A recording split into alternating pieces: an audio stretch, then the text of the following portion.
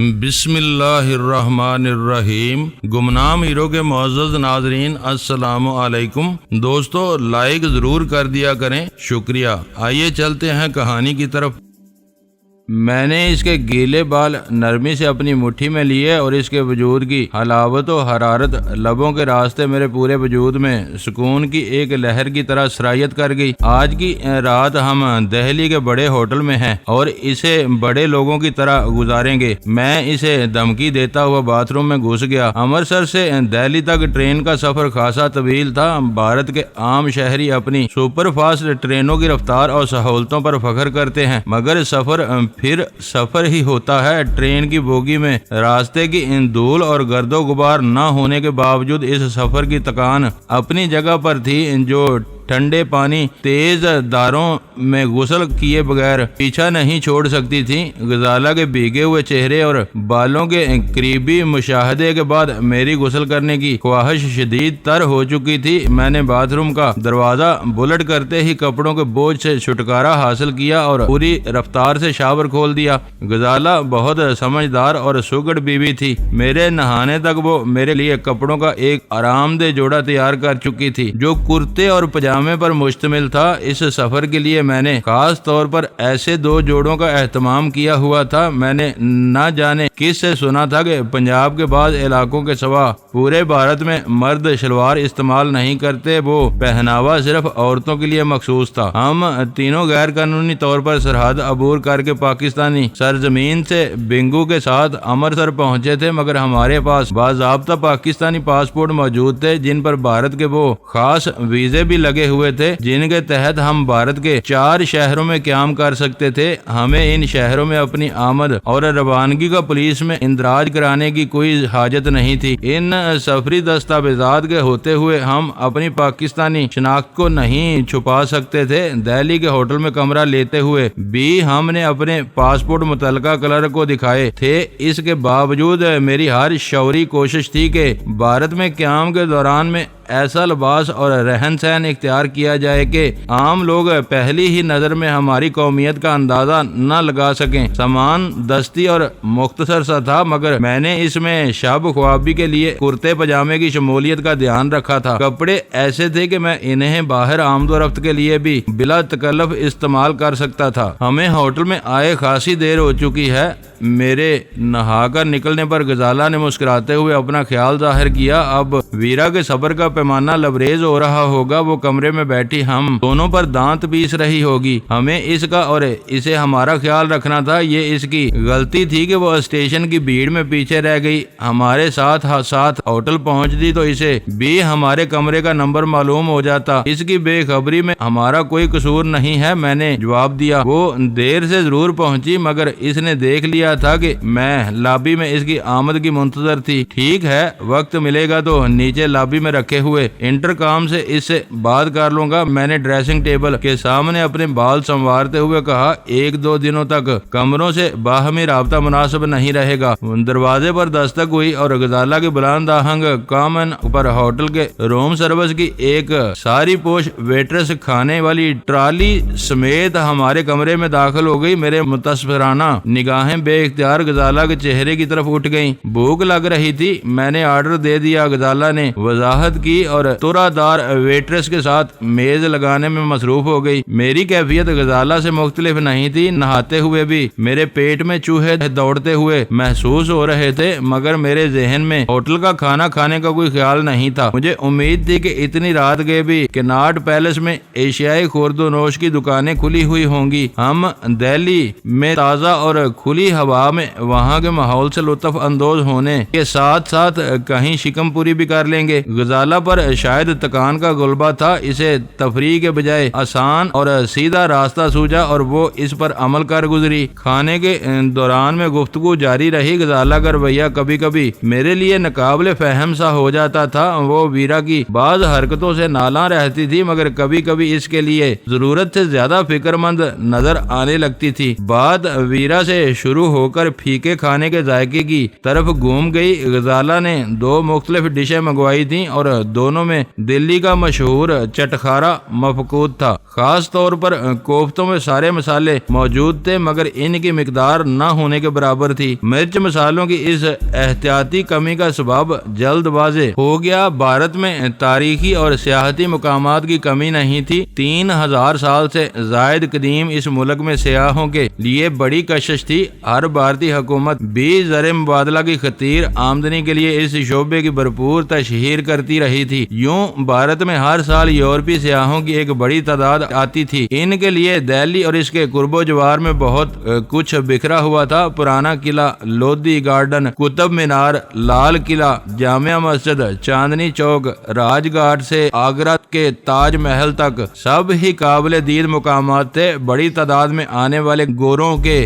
لیے بھارت کے 5 star hotel بہت سستے تھے کیونکہ ڈالر اور پاؤنڈ اسٹرلنگ کے مقابلے میں اس کی شرح کبھی اوپر نہیں جا سکی تھی۔ ان کی خوشنودی کے لیے مقامی کھانوں میں یورپی معیار کا پھیکا پن پیدا کرنا ناگزیر تھا۔ ایک معیاری ہوٹل تھا۔ ہوٹل والے ایک وقت میں ایک ہی ڈش کے 2 ذائقے نہیں بنا سکتے تھے۔ ہم جیسے مسالہ خوروں کو اکلوتے معیار پر گزارا کرنا پڑا۔ وہ ہماری بنیادی ضروریات تھیں۔ ان سے فارغ ہو کر میں آرام کرسی پر نیم دراز ہو گیا۔ غزالہ نے کمرے میں موجود منی بار کہلانے والے چھوٹے سے ریفریجریٹر میں سے کوکا کولا کارٹن نکالا تو خوش ہو گئی کہ اس میں ویرا کے گزارے کے لیے بہت کچھ موجود تھا۔ اس وقت رات کے 12:30 بجے تھے۔ میں نے ہوٹل کی باہر رونق لابی کا ایک چکر لگانے کا ارادہ ظاہر کیا تو غزالہ بھی آمادہ ہو گئی۔ اس وقت تک میرے شب خوابی کے کپڑے شکن آلود نہیں ہوئے تھے۔ میں لابی میں گوروں سے مقامیوں تک کو ایسے باندھ کے لباسوں میں دیکھ چکا تھا کہ ہوٹل میں فینسی ڈریس شو کا گمان ہو رہا تھا۔ ہم دونوں کمرہ مکفل کر کے نیچے چل دیے۔ گھومنا پھرنا اور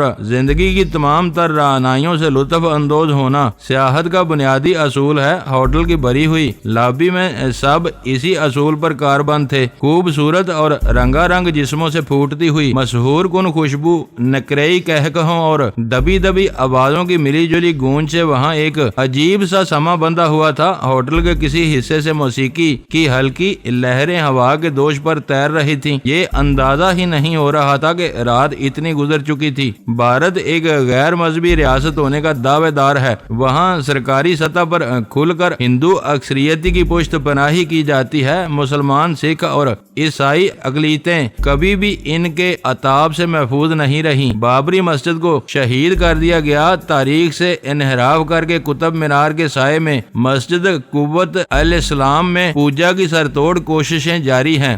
گردوارے مسمار کیے گئے۔ گولڈن ٹیمپل کو بھارتی فوجیوں کے جوتوں سے روندا گیا۔ اس کے در و دیوار میں اب بھی کہیں کہیں بھارتی سورماؤں کی چلائی ہوئی گولیاں مدفون ہوں گی۔ ان گرجوں کے ساتھ زندہ عیسائیوں کو نظر آتش کیا گیا۔ ان مذموم حرکتوں کے باوجود بھارتی حکومتیں ہمیشہ مذہبی رواداری اور سیکولرازم کے نعرے لگاتی رہی ہیں اور ان کے مگر بھی ہواری اپنی آنکھیں موند کر دنیا کی اس سب سے بڑی جمہوریت کی ہاں میں ہاں ملاتے رہے ہیں۔ وہ سب تلخ زمینی حقائق اپنی جگہ پر تھے۔ اس وقت میں یہ دیکھ رہا تھا کہ کم و بیش ہر میز پر پیمانے گردش میں آئے ہوئے تھے۔ ہوٹل کے باہر میں جو کچھ ہو رہا ہوگا اس کی جھلکیاں لابی تک میں نظر آ رہی تھیں۔ شراب کو دنیا کے کسی آسمانی یا خود ساختہ مذہب میں اچھا قرار نہیں دیا گیا۔ آسمانی مذاہب سختی سے اس کی تنسیس کرتے ہیں مگر بھارت میں مذہبی رواداری کے نام پر اگر کوئی حقیقی آزادی میسر تھی تو وہ صرف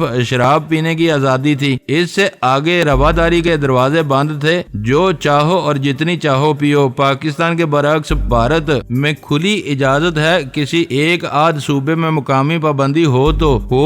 دہلی کے اس ہوٹل میں بیشتر مہمان اور سیاح اس آزادی کے طفیل ہلکی یا گہری ترنگ میں نظر آ رہے تھے۔ یہاں تو دن نکلا ہوا ہے۔ ہم بلا وجہ اپنے کمرے میں گھسے ہوئے تھے۔ غزالہ نے میرے کان کے نیچے سرگوشی کی۔ یہ سیاحت کا سیزن ہے۔ گرمیاں ہوتی تو اس وقت یہاں بھی لو چل رہی ہوتی۔ دہلی سمندر کے تقریباً 1000 فٹ اونچے میدانی علاقے میں واقع ہے۔ یہاں کی گرمی اور سردی دونوں ہی اپنی انتہا پر ہوتی ہیں۔ یہ ساری رونق موسم کی وجہ سے نظر آ رہی ہے۔ گرمیوں میں یہاں کے ایئر کنڈیشنڈ ہوٹل بھی بائیں بائیں کرتے نظر آتے ہوں گے۔ میں نے انٹرکام والے گوشے کی طرف اپنی راہ بناتے ہوئے جواب دیا۔ ہم اپنی منزل تک پہنچنے بھی نہ پائے تھے کہ اچانک ویرا ہمیں اپنی طرف آتی ہوئی نظر آئی۔ اس نے دور ہی سے ہمیں دیکھ لیا تھا اور پرجوش انداز میں فضا میں ہاتھ ہلاتی ہوئی ہماری طرف چلی آ رہی تھی۔ اس کے بشرے پر تشویش یا پریشانی کا شائبہ تک نہیں تھا۔ جب تک وہ ہماری نظروں سے اوجھل تھی، غزالہ اس کی فکر میں گلی جا رہی تھی۔ اسے یوں اچانک نمودار ہوتے دیکھا تو غزالہ کا برا سا منہ بن گیا۔ وہ جلے بنے لہجے میں کہہ رہی تھی، یہ چین سے کہیں ٹک کر بیٹھنے والی مخلوق نہیں ہے۔ میں بلا وجہ اس کے بارے میں فکر مند ہو رہی تھی۔ میرے ذہن کے کسی گوشے میں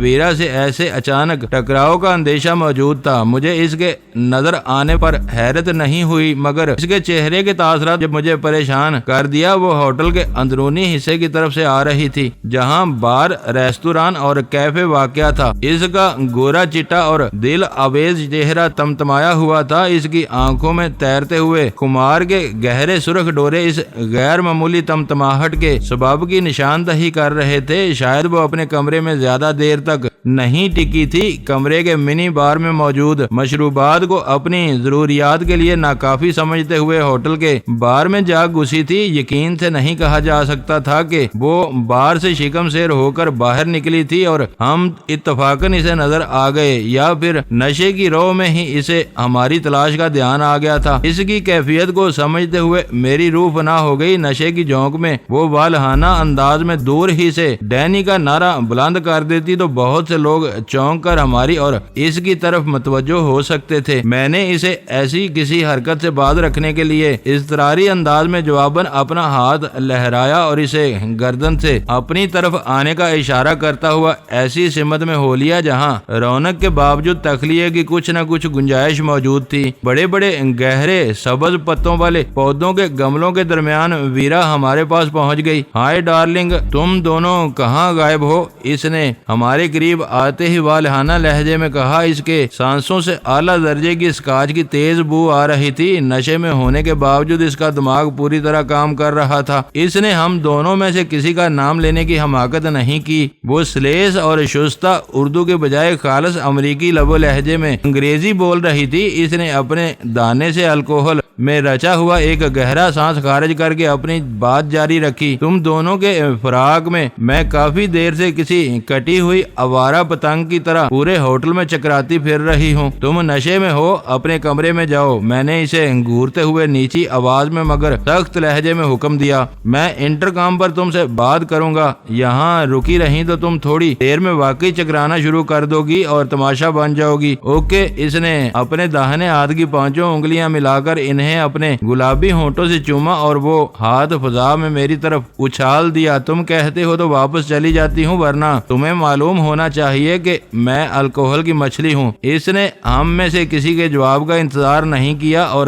ترنگ کے انداز میں اپنی لچکیلی کمر کو بل دیتی اور کولے مٹکاتی ہوئی اس طرح واپس چل دی جیسے ہماری طرف آئی تھی۔ میں نے وہ ناگہانی بلا ٹل جانے پر دل ہی دل میں خدا کا شکر ادا کیا۔ یہ کمینی بہت اچھی اور دلیر عورت ہے، مگر اپنی بے تحاشا شراب نوشی کی وجہ سے ایک نہ ایک دن ماری جائے گی۔ غزالہ کی اس سرگوشیانہ خود کلامی سے بیک وقت غم و غصے کا اظہار ہو رہا تھا۔ اسے ویرا کی حرکتوں پر غصہ تھا اور وہ اس کے متوقع انجام کی طرف سے مغموم تھی۔ این مر گئی تو تمہارے سر سے بہت بڑا بوجھ ہٹ جائے گا۔ میں نے دھیرے سے غزالہ کو چھیڑا۔ میں اتنی خود غرض نہیں ہوں کہ اس کی موت کی آرزو کرنے لگوں۔ جس دن آپ کی ذات پر میرا اعتماد کمزور ہوا، میں ایسی کسی اخلاقی پستی میں جا گروں گی کہ مجھے آپ پر اور آپ کی چاہت پر ناز ہے۔ میں جانتی ہوں کہ آپ کبھی میرا یہ مان نہیں توڑیں گے۔ دہلی کے ہوٹل کی بار رونق لابی میں چلتے چلتے غزالہ نے بڑی رسانیت سے اپنے دل کی بات کہہ ڈالی تھی، جو وہ میرے ساتھ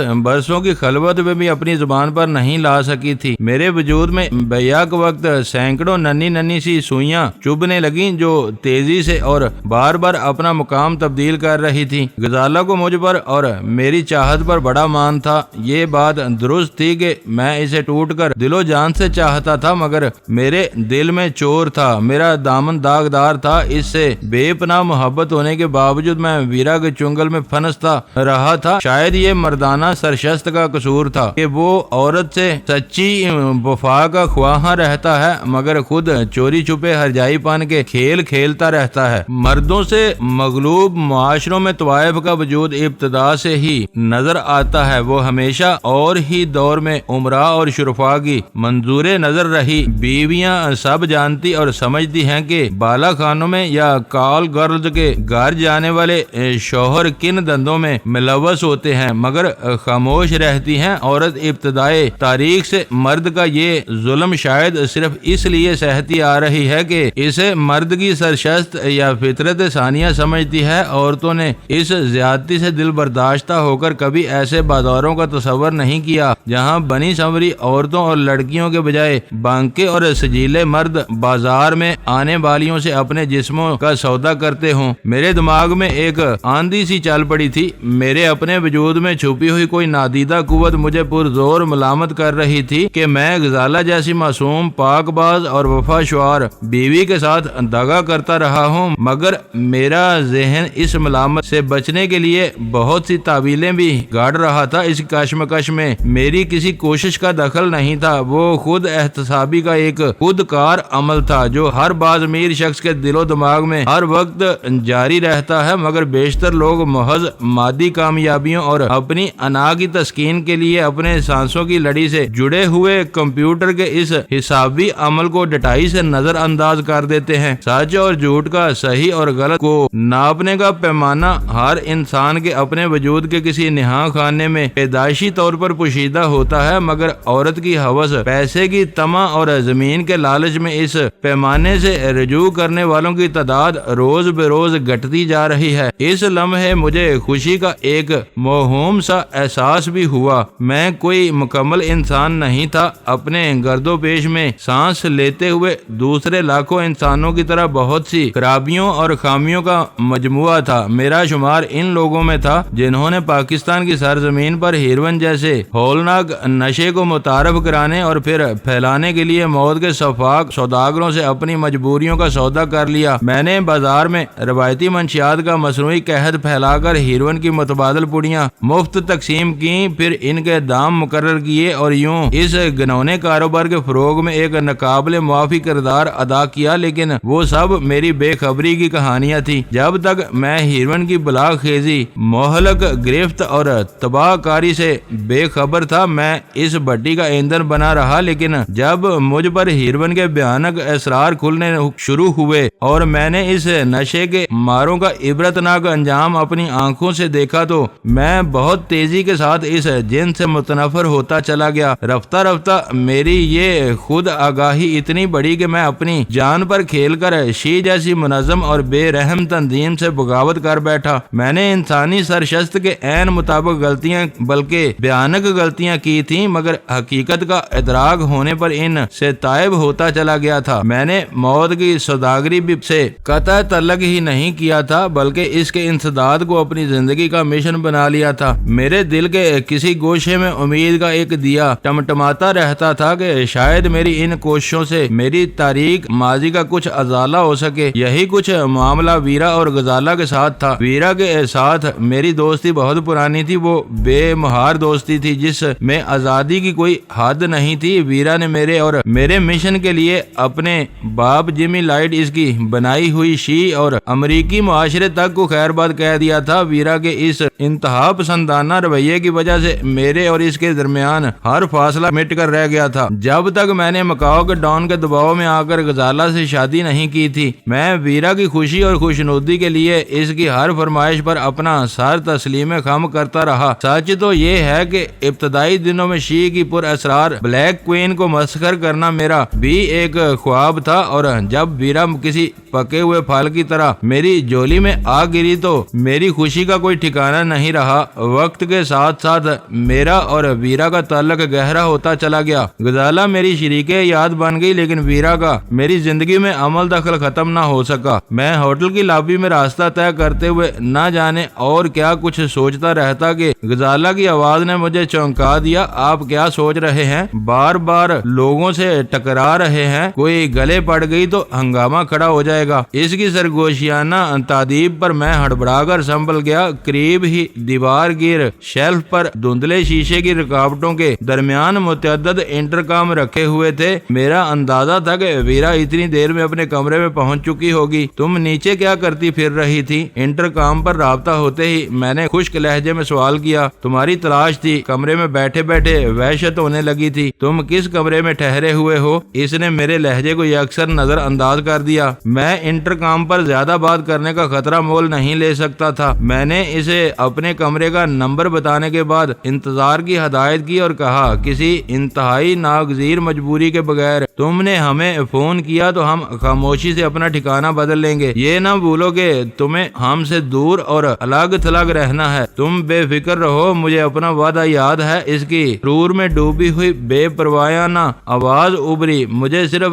روم نمبر معلوم کرنے کی حد تک تجسس تھا۔ اب میں دور رہ کر بھی مناسب طور پر تمہاری خبر گیری کر سکوں گی۔ جو چاہو کرتی رہو، ہمارے سروں پر مسلط ہونے کی کوشش نہ کرنا۔ یہ کہہ کر میں نے انٹرکام بند کر دیا۔ ہوٹل کے نچلے فلور پر غزالہ کا دل لگ رہا تھا۔ وہ وہاں کسی پر آفیت گوشے میں بیٹھ کر کافی کا ایک کپ پینے کی خواہاں تھی، مگر میری ریسٹ واچ کی سوئیاں تیزی سے 1 بجے کی طرف اپنا سفر طے کر رہی تھیں۔ میں اس کی فرمائش کو نظر انداز کر کے لفٹ کی طرف بڑھ گیا۔ وہ بات ادھوری رہ گئی تھی۔ غزالہ نے اپنے فلور پر لفٹ سے اترنے کے بعد پوچھا، آپ کہہ رہے تھے کہ کمرے کا فون محفوظ ہے، تو پھر اس عورت سے پہلی بار بات کرتے ہوئے لائن کیوں ڈراپ ہوئی تھی؟ عورت نے مجھے ہولڈ کرایا تھا۔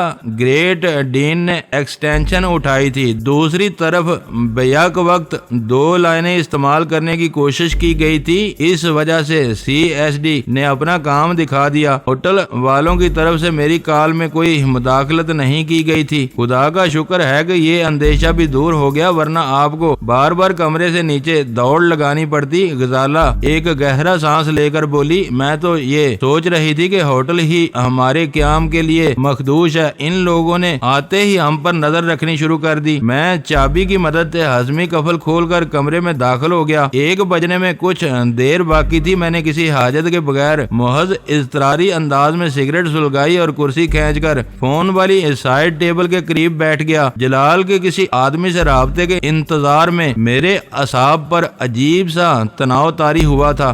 دہلی ہمارے لیے ایک اجنبی اور بے مہر شہر تھا، جہاں ہمارا کوئی شناسا نہیں تھا۔ ہمارا فون مسلسل خاموش تھا۔ ٹھیک 1 بجے میں نے CSD کا سوئچ آن کر کے اسے فعال کر دیا اور آپریٹرز پر براہ راست لائن لے کر اس پر اسرار عورت کا نمبر ملا لیا، جو بہت کچھ ہوتے ہوئے بھی میرے لیے قابل اعتبار نہیں تھی۔ اس نے مجھے وقت دیا ہوا تھا، اس لیے پہلی گھنٹی پر ہی اس نے دوسری طرف سے ریسیور اٹھا لیا۔ وقت طے تھا۔ وہ میری آواز بھی پہچان گئی، مگر اپنے کام میں اس قدر پکی تھی کہ از خود بالکل نہیں کھلی۔ پوچھا، کیا بات ہے؟ کیوں فون کیا ہے؟ تم نے گریٹ ڈین سے بات کرانے کے لیے کہا تھا۔ میں نے قدرے حیرت سے اسے یاد دلایا۔ میں جو کہتی ہوں وہ فون بند ہونے کے ساتھ ختم ہو جاتا ہے۔ تم 1000 مرتبہ بھی فون کرو تو تم کو 1000 مرتبہ کوڈ بتانا ہوگا۔ اس نے عذرائے کرم اپنی رویے کی وضاحت کر کے میری الجھن دور کر دی اور اپنی بات جاری رکھتے ہوئے بولی، پتہ نہیں کہاں بھاگا ہے، مجھے کہیں نہیں مل سکا۔ مجھے یوں محسوس ہوا جیسے کسی نے میرے سینے پر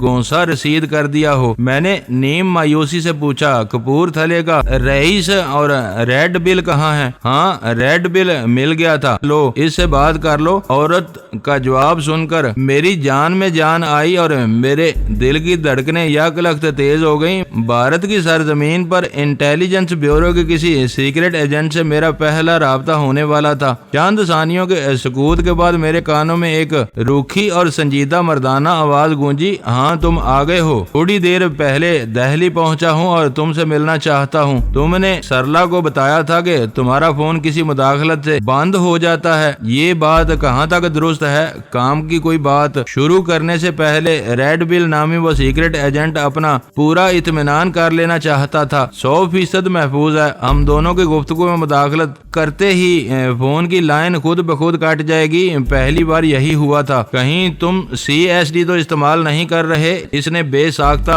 وہ سوال کر کے مجھے چونکا دیا۔ تمہارا اندازہ درست ہے، میں نے اقرار کیا۔ تم بہت باخبر معلوم ہوتے ہو۔ ضرورت سے زیادہ باخبر رہنا ہماری مجبوری ہے۔ وہ کہہ کر اب تک مجھے یہ معلوم تھا کہ راہ کے بعد اہم آدمی یہ اعلیٰ آلہ استعمال کرتے ہیں۔ میرے لیے یہ نئی خبر ہے کہ ہم بھی ریڈ آرمی سے یہ کارآمد آلہ حاصل کر لیا ہے۔ میں نے اس کی بات درمیان سے اچک لی۔ یہ باضابطہ لیا گیا رہا کہ ایک مردے کی امانت ہے۔ میرے نزدیک وہ وضاحت ضروری تھی، ورنہ ریڈ بل کے اندازے میں یہ بدگمانی جنم لے سکتی تھی کہ اس کے بڑوں نے ان سے آئے ہوئے ڈینی کو CSD فراہم کر دی، لیکن جان کی بازی لگا کر بھارت کے جہنم زار میں کودے ہوئے پرانے سیکرٹ ایجنٹوں کو ضرورتوں کو بالکل نظر انداز کر دیا۔ آواز سے یوں محسوس ہو رہا تھا جیسے ریڈ بل بہت خشک مزاج آدمی ہو، لیکن میرے جواب پر اس کی ہلکی سی ہنسی کی آواز ابھری۔ پھر وہ بولا، مردے کبھی لوٹا نہیں کرتے، اب یہ امانت تمہاری ہے، واپس جاتے ہوئے مجھے دے دینا۔ سنا ہے کہ بہت کام کی چیز ہے، اس کی موجودگی سے ہمارے لیے بہت آسانیاں پیدا ہو جائیں گی۔ CSD کے بارے میں سن لینے کے بعد وہ کھل کر بات کر رہا تھا۔ تم سے ملاقات کب ہوگی؟ میں نے اس کے مطالبے کو نظر انداز کرتے ہوئے پوچھا۔ کل کسی بھی وقت ہم مل سکتے ہیں، مگر تمہاری اور گریٹ ڈین کی ملاقات زیادہ سود مند ہوگی۔ وہ خطرہ بانپتے ہی متھرا کی طرف نکل گیا تھا۔ اس سے بات ہوگی تو میں اسے فوراً واپس بلا لوں گا، اس سے کل شام تک تمہاری ملاقات ہو سکے گی۔ اس کی وہ بات قابل فہم تھی۔ ان تینوں نے شاید آپس میں کام بانٹے ہوئے تھے اور بھارتی سیکرٹ سروس کے پاکستانی ونگ کے سربراہ کی دیکھ بھال شاید گریٹ ڈین کے سپرد تھی۔ انل بسواس کے بارے میں وہی صحیح معلومات فراہم کر سکتا تھا۔ وقت اور مقام کا تعین کون کرے گا؟ میں نے کوئی بحث چھیڑے بغیر سوال کیا۔ تم کہاں ٹھہرے ہوئے ہو اور اس شہر سے کتنے واقف ہو؟ کچھ بتانے سے پہلے اس نے پوچھا۔ انٹر کانٹیننٹل میں دہلی اور مریخ ہمارے لیے یکساں ہیں۔ یہاں سڑکیں اور راستے ہیں، وہاں شاید یہ سب نہیں ہے۔ لطف آ گیا، جو سنا تھا وہ درست پایا۔ زندہ دل لوگوں کے ساتھ زندگی کے لیے لڑنے میں مزہ آ جاتا ہے۔ اس بار اس کی آواز میں جذبات کی ترنگ اودکار آئی۔ اس کا مطلب ہے کہ تم کناٹ پیلس کے قریب بڑا کھمبا روڈ پر ہو جو اندر راجیو چوک والی سڑک تک جاتی ہے۔ تم اندر چوک پر ٹورسٹ انفارمیشن سینٹر سے جانے والی سڑک پر جاؤ گے۔ میں نے ایک مرتبہ پھر اس کی بات کاٹ دی۔ شاید تم سمجھ رہے ہو کہ ہماری جیبیں خالی ہیں اور ہم پوری دہلی کی سڑکیں پیدل ناپیں گے۔ یہ خیال دل سے نکال دو اور مجھے جگہ بتاؤ، میں کوئی بھی سواری پکڑ کر مقررہ وقت پر اس جگہ پہنچ جاؤں گا۔ اوہ سوری، اس کی معذرت خواہانہ آواز ابھری۔ قطب روڈ سے بائیں طرف حضرت باقی بلا کا مزار ہے۔ یہ مسلمانوں کا اکثریتی علاقہ ہے۔ قصاب پورا یہاں کی مشہور بستی ہے۔ تم کل شام 6 بجے مزار کے دروازے پر پہنچ جانا۔ گریٹ ڈین وہیں ملے گا۔ وہاں زائرین آتے جاتے رہتے ہوں گے۔ ہم دونوں ایک دوسرے کو کیسے پہچانیں گے؟ میں نے پوچھا۔ اپنے بائیں ہاتھ میں سبز رومال رکھنا، یہی پہچان گریٹ ڈین کی ہوگی۔ سبز رومال میں کہاں ڈھونڈتا پھروں گا؟ میں نے اس رنگ پر الجھ کر سوال کیا۔ کسی بھی گل فروش کی دکان سے سبز رومال تو کیا چادر بھی مل جائے گی؟ ٹھیک ہے، پھر تم سے بھی کبھی ملاقات ہوگی۔ کل گریٹ ڈین کو میں وہیں ملوں گا۔ مجھے بھی تم سے ملنے کا بہت اشتیاق ہے۔ ریڈ بل کی آواز آئی۔ جلد ہی کوئی نہ کوئی موقع نکل آئے گا۔ گفتگو کا وہ سلسلہ وہیں ختم ہو گیا۔ غزالہ صرف میری گفتگو سن رہی تھی، لیکن اس کے چہرے سے اس بات کی خوشی پھوٹی پڑ رہی تھی کہ جلال کے آدمیوں کا ابتدائی سراغ کھو دینے کے بعد میں ان میں سے ایک سے رابطہ کرنے میں کامیاب ہو گیا تھا۔ وہ کام بہت تیزی سے ہوا تھا۔ وہاں دہلی کے چند گھنٹوں میں مجھے ایک بڑی کامیابی حاصل ہو چکی تھی اور ہم دہلی میں اپنی پہلی رات سکون سے گزار سکتے تھے۔ اس وقت میرے بدن پر شب خوابی کا بے داغ لباس تھا۔ پیٹ بھر چکا تھا۔ میں اطمینان سے بستر پر دراز ہو گیا۔ اب تم بھی بستر پر آنے کی تیاری کرو۔ میں نے غزالہ کو دعوت دی۔ سونے کا وقت ہو گیا ہے، لیکن ویرا بیچاری وسوسوں میں گری ہوئی ہوگی۔ اسے بتا دے کہ کل کے لیے پروگرام طے ہوا ہے۔ اس وقت تک فرصت ہی فرصت ہے، وہ سکون اور بے فکری سے اپنا وقت گزار سکے گی۔ غزالہ نے بہت خلوص سے مجھے مشورہ دیا، اس کی باخبری سے آپ کو کوئی نقصان نہیں پہنچے گا۔ اس وقت اسے اس کے حال پر چھوڑنا زیادہ بہتر ہوگا۔ میں نے سوچی سمجھی رائے دی۔ وہ ہماری مددگار بن کر یہاں آئی ہے، اسے ذرا بھی سن کے مل گئی تو وہ مجھ سے پہلے مزار پر پہنچی ہوئی ہوگی۔ کچھ پتا نہیں ہوتا کہ کب اس کی کھوپڑی کیا گل کھلائے گی۔ تھوڑی سی رد و قد کے بعد غزالہ قائل ہو گئی، ویسے بھی ویرا اس وقت سرور میں تھی۔ ضرورت سے زیادہ میں نوشی کر لینے کے باوجود وہ کبھی بہکتی ہوئی نہیں دیکھی گئی تھی۔ اس کی زبان پر لکنت آ جاتی تھی یا پھر اس کی بڑی بڑی آنکھوں کی بے داغ سفیدی میں خمار کے سرخ ڈورے تیرنے لگتے تھے۔ ایسی حالت میں اس کی ذہنی روح اس راہ پر لگی رہتی تھی۔ اسے اپنے مشن کے بارے میں کچھ یاد دلانا کھلی حماقت کے مترادف تھا۔ دوستو ویڈیو کو لائک ضرور کر دیا کریں۔ ISI پاک آرمی زندہ باد، پاکستان پائندہ باد۔ معزز ناظرین، اپنا خیال رکھیے گا اور اپنے اس چینل کا بھی شکریہ۔